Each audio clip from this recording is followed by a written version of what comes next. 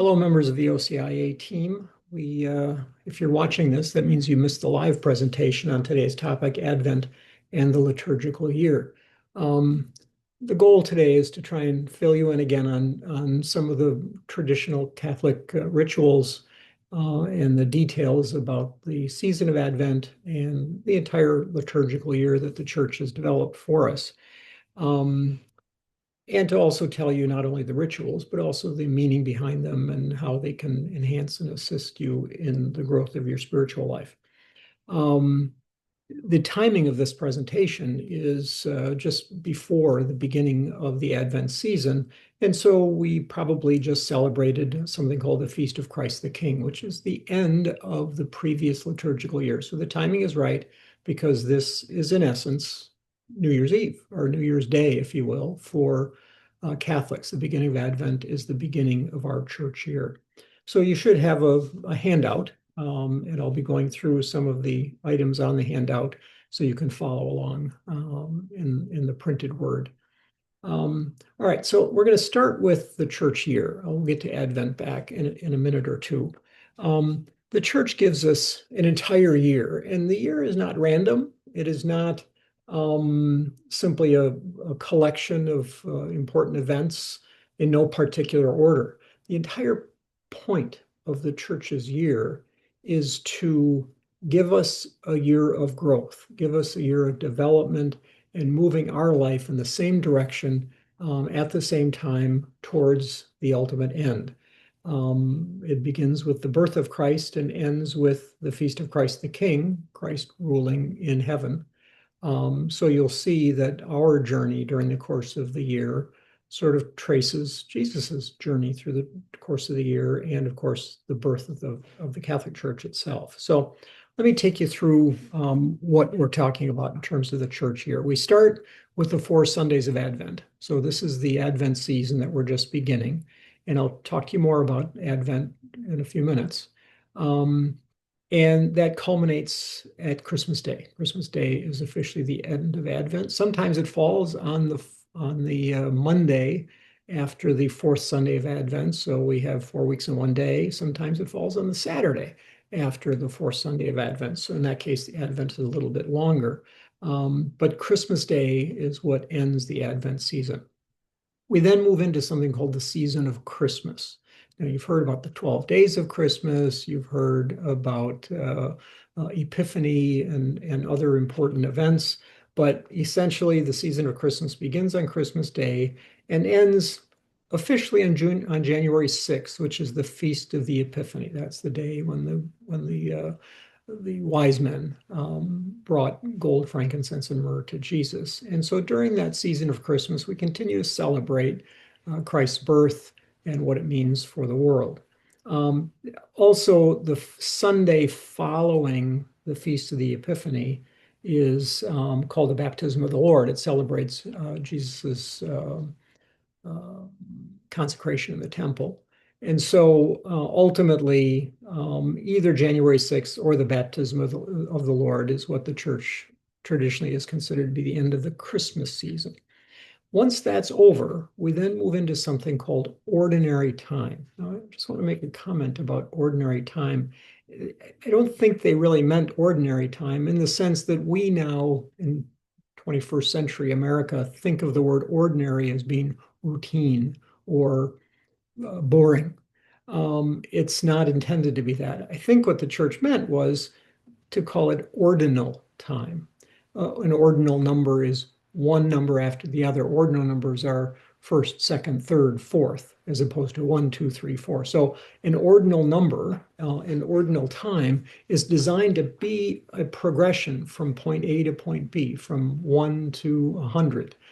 That's what ordinal time is. So during ordinary time, we are counting the Sundays, but we're counting them deliberately and in order because each Sunday is supposed to build on the previous Sunday, and we continue to move in a direction. And you'll see from the readings, from the subjects of the homilies, when we move from the baptism of the Lord, the last Sunday of Christmas, and move towards Lent, we are going in a progression. We are covering certain topics that are designed to move our faith forward. It's not just a random collection. Then we get to Lent. Now, I'm not going to get into the details of how we pick which day Lent is. It has to do with when in the Jewish calendar Passover comes, and that can be earlier or later depending on when certain full moons occur.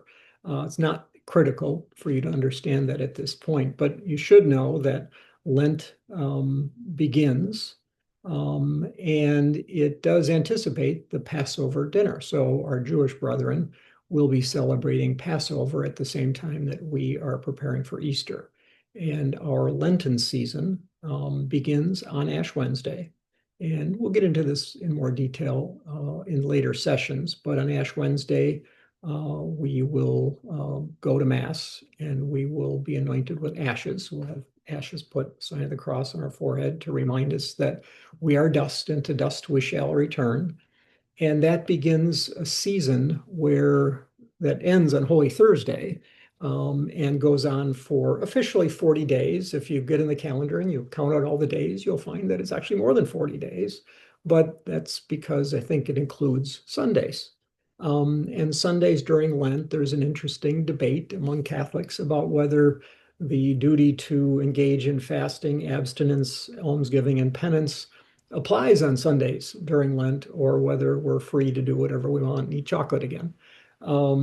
So I think the overall intent of Lent is not to give us these days where we can just run wild, but anyway, it begins on Ash Wednesday, ends on Holy Thursday. It includes 40 days, and the 40 days obviously commemorates Jesus's fasting in the desert after his baptism. He goes into the desert for 40 days, is tempted by the devil, and ultimately resists that temptation. And then when Holy Thursday comes, we have the Easter Triduum. And the Easter or Paschal Triduum has several important masses or services in it. Technically, on Thursday evening, we will have what's called the Mass of the Lord's Supper. And there we revisit Jesus's creation of the Mass. He gives bread and wine to his friends and says, "This is my body, this is my blood." And that creates the new covenant before he is then taken out and ultimately crucified. And at that event, during that Mass, we do the ritual washing of the feet, where the priests, in the shoes of Christ, washes the feet of some parishioners to commemorate what Jesus did at the Last Supper for his apostles. So we will have the Mass of the Lord's Supper. Then any reserved hosts, any hosts that have been turned into the body and blood of Jesus, are removed from the church. The church is emptied out completely of the hosts. It's set aside in a temporary altar, a temporary tabernacle, if you will, called the Tabernacle of Repose. And the church doesn't have Jesus in it. The light at the tabernacle is extinguished, and the church is stripped of all holy cloths. We put drapes over all of the statues in the church. The baptismal fonts, or the holy water fonts at the doors, are emptied, and it becomes an empty tomb, much the same way as Jesus is in an empty tomb. Then on Friday, we have a Mass. It's technically not a Mass. It is a communion service, but we venerate the cross. That's the point in time where we venerate the cross. Typically, you would do the Stations of the Cross at Mass and then venerate the cross. You can receive communion. The priest goes and retrieves the already consecrated hosts from the Tabernacle of Repose, brings them into the church, distributes them, and then returns them to the Tabernacle of Repose. And then there's no Mass, no separate Mass on Holy Saturday. And that brings us then to the end of the Paschal Triduum, which is going to be the Mass on Saturday night, where you will all enter the church and become Catholics. It's a beautiful ceremony. We will be talking about it in much more detail. But the end of the Paschal Triduum is when you will enter the church. Then we begin the Easter season. And so far we've had Jesus's birth. We've had various events in Jesus's life during ordinary time. We then have Jesus's preparation for his crucifixion, death, and resurrection. And we then, during this Easter season, celebrate the resurrection. At the end of the Easter season, we have Jesus's ascension. And when Jesus ascends into heaven, the apostles obviously are sad because he's gone. But then we have the beginning of Pentecost, and Pentecost is 50 days after Easter. And that's the official end of the Easter season. We then begin Pentecost. And Pentecost now talks about what the church does after Jesus has ascended into heaven and how the early church develops and what they do and how they do it. So the season of Pentecost designed to really be considered the birthday of the church that Jesus established, the Catholic Church. And then we go back to ordinary time after Pentecost. And again, it's only ordinary if you let it be ordinary. It's still special, it's still important, and you'll still see a progression in the readings where we continue to move and understand how the church carries out Jesus's mission throughout the rest of the church year. Ultimately, we get to the end of the church year when we have, it's called the Feast of Christ the King. And that celebrates Jesus's kingship over heaven and the earth, and typically also celebrates his promised return to earth in the last days. So that's sort of the end of our church year, and we would have just finished that Feast of Christ the King just now. One other Sunday I just want to mention, this was added by Pope John Paul II several years ago. He has the Divine Mercy Sunday, which is the Sunday after Easter. And after you've gone through all that you're going to go through during the Triduum and entering the church at the Vigil Mass on Saturday night, try and come back to Mass the following Sunday. They'll have a special service in the afternoon about Divine Mercy Sunday. It's a beautiful experience, and I hope you'll take advantage of that. Okay, so that's the church year.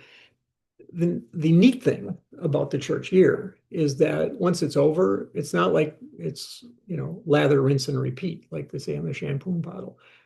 Every year, the church has different readings. So the entire Bible, all the important readings that the church uses in its masses, repeats every 3 years. So we finish the first church year. During the second year, we're going to go on that same journey: birth, life of Christ, death of Christ, the birth of the church, Easter season, Pentecost, and go through all the way to the Feast of Christ.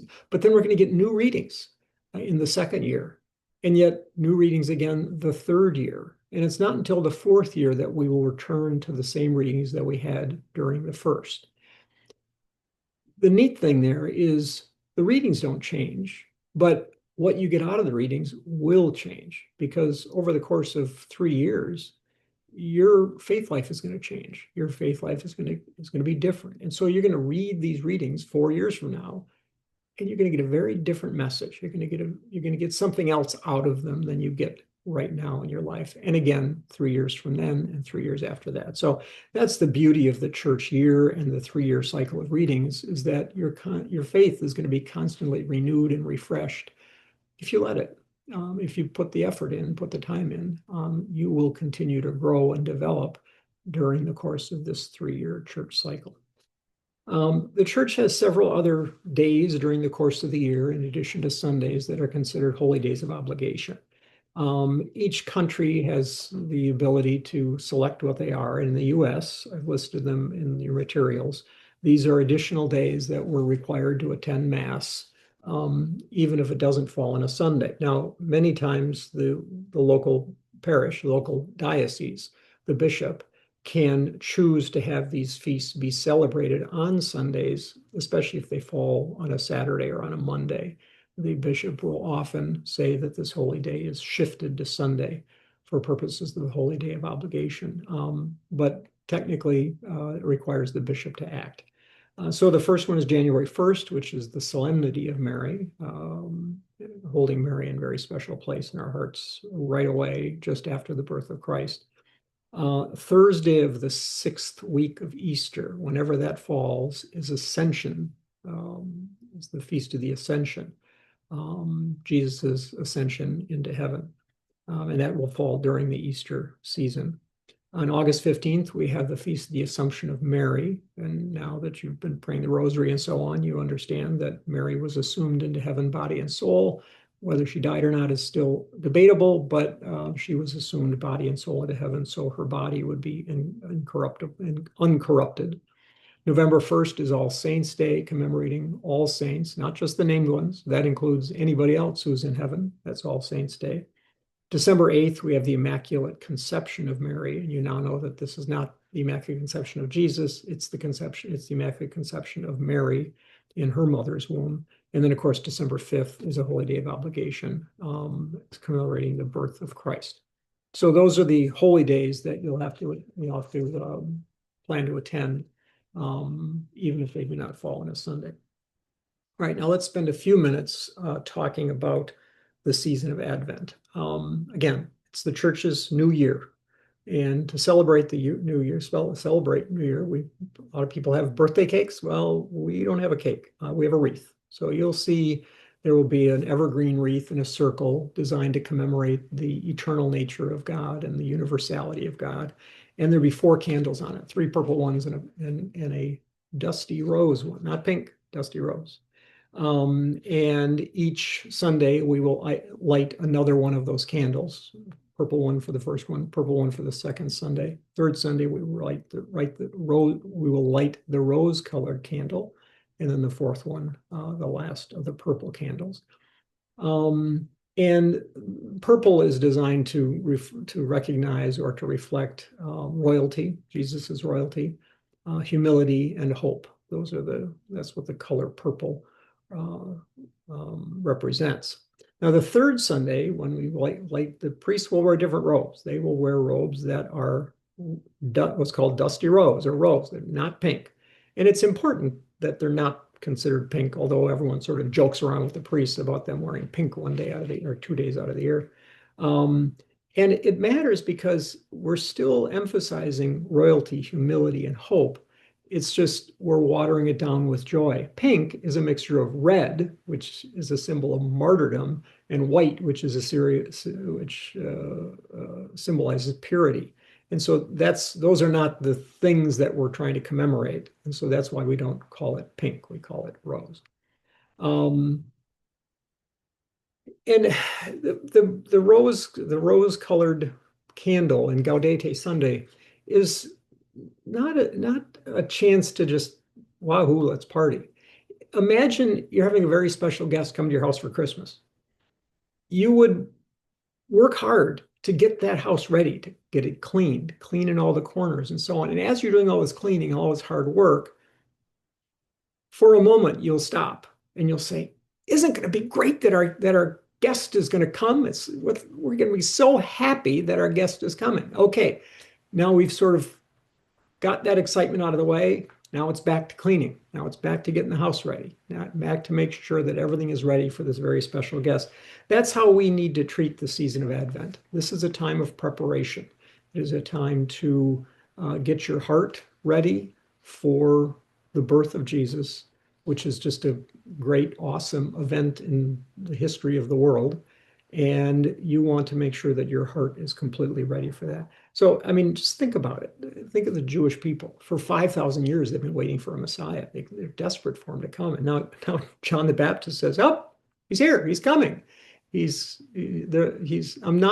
so great, I'm not fit to untie the strap of his sandal." And the Jewish people would have been, I guess we better get ready. If our long-awaited Messiah is coming, we need to get our heart ready. And so during Advent season is a time of reflection. It's a time of seriousness. We used to teach our kids this little poem that we would say when we light the Advent candle at our dining room table. Advent is a time to wait, not quite time to celebrate. And so that's sort of the mindset that you should have during the Advent season. During Advent, you'll see the Old Testament readings generally come from the book of Isaiah, where Isaiah was teaching at length about the promised Messiah that was to come. And the gospel readings typically talk about John the Baptist and what he was saying during the course of his ministry in anticipation of Jesus coming. The last thing I just want to talk about briefly is, people have different views about what's the biggest thing that happened. Is it the birth of Christ or is it his resurrection? And of course, the resurrection is the culmination of his efforts to defeat death and give us hope and give us salvation. And so it's really not debatable. But Mary's decision to allow Jesus to be born in her womb, to be conceived in her womb and be born, is so important. I've heard it described once that when the angel Gabriel came to her and said, will you allow Jesus to be born, to be conceived in your womb? This wasn't just imposed on her. It wasn't dictated to her. She had free will. She had a choice. And I have this vision of everyone in the world, all the angels, all the people who had ever been born and were dead, all the people that someday would be born, all the angels, everybody leaning in and waiting to see what Mary would say to the angel Gabriel. And so when she says, yes, let it be done to me according to your word, it is such a great cause for celebration. And that's sort of the mindset that you should have during the season of Advent: is get yourself ready, get yourself prepared, make sure you're ready for this awesome event of the birth of Christ. All right. Thank you very much for your attention. And if you have any questions, certainly contact any one of the OCIA team members. Thanks.